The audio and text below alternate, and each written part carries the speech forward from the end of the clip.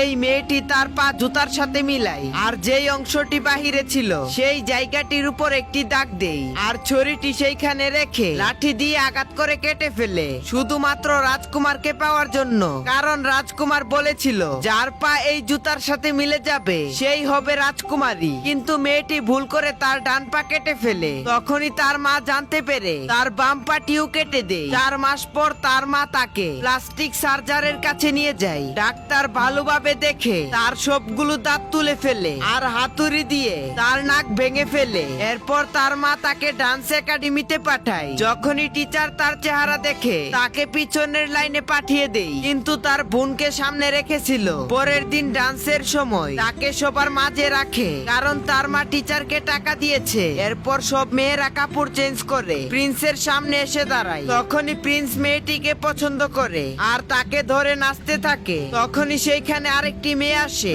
সে সাদা কাপড় পরা ছিল। তখনই প্রিন্স মেয়েটির কাছে যায় আর তাকে ধরে ডান্স করতে থাকে। এদিকে সেই মেয়েটি কাঁদতে থাকে, কারণ সে প্রিন্সকে পাওয়ার জন্য অনেক কষ্ট করেছে। এরপর তারা দেখে সেই মেয়েটি আর কেউ ছিল না, তার ছোট বোন।